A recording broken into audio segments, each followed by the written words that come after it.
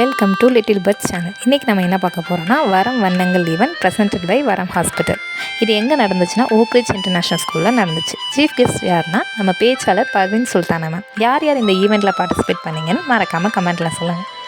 நாங்களும் அந்த ஈவெண்ட்டில் ஸ்டால் போட்டிருந்தனால ஸ்டாலுக்கான அரேஞ்ச்மெண்ட்ஸ் எல்லாம் பண்ணிவிட்டு ரங்கோலி பார்க்க கிளம்பிட்டோம்.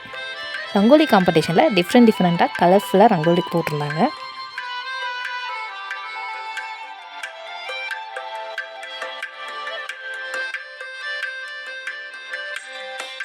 என்னோடய பர்சனல் ஃபேவரட்டாக இந்த குட்டி பொண்ணு போட்ட a girl with a butterfly dressing. இதை பார்க்கும்போது என்ன தோணுச்சுன்னா where is a woman that is a magic அப்படின்னு தோணுச்சு. அண்டு இன்னொரு சிஸ்டர் தண்ணியில் போட்டுக்கலாம், அப்படியே அம்மாவோட கருவறையில் குழந்தை இருக்கிற மாதிரியே இருந்துச்சு இதை பார்க்கும்போது. Next mehndi competition. இதில் என் சிஸ்டரும் பார்ட்டிசிபேட் பண்ணியிருந்தாங்க. இதோ அவங்க போட்ட மெஹந்தி சூப்பராக போட்டிருக்காங்கல்ல.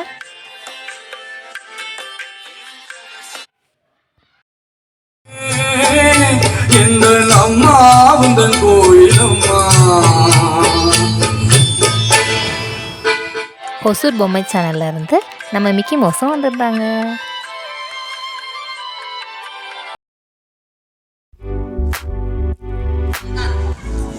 ஆனால் நமக்கு நம்முடைய வாழ்க்கைக்கு அது மிகப்பெரிய தெளிவு. நான் இப்படி சொல்றேன், இன்னைக்கு எழுதிட்டு போங்க. யாராவது உங்ககிட்ட சொல்றாங்களா கோவத்துல பேசிட்டு தப்பா நினைச்சுக்காதங்க,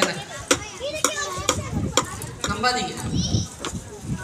மனசு ஆழ் மனசுல இருந்தாதான் கோவத்துல தப்பு விழும்.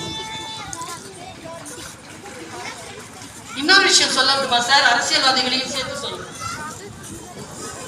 சில பேரோட சேர்க்கே வச்சுக்காதீங்க சார்.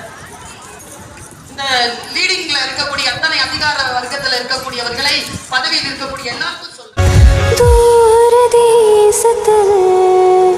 தொலைந்தாயோ கண்மணி, உன்னை தேடி கண்டதும் என் கண்ணெல்லாம் மின்மினி.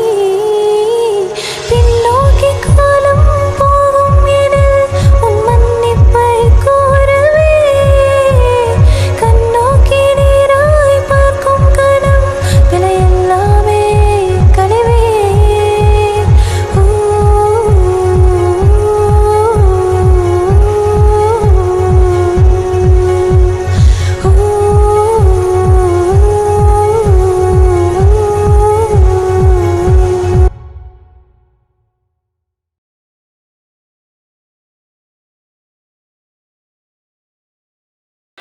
லாஸ்ட் பட் நாட் லீஸ்ட்ன்ற மாதிரி கடைசியாக நமக்கு ஒரு அவார்டும் கொடுத்தாங்க. ஃபர்ஸ்ட் ஆஃப் மெனின்ற மாதிரி இருந்துச்சு இந்த அவார்டு வாங்கும்போது. ஃபர்ஸ்ட் அவார்ட் அஸ் ஆண்டர்ப்ரனர் அப்படின்னு சொல்லி கூப்பிடும்போதே அந்த ஃபீலிங்கே வேறு லெவலில் இருந்துச்சு.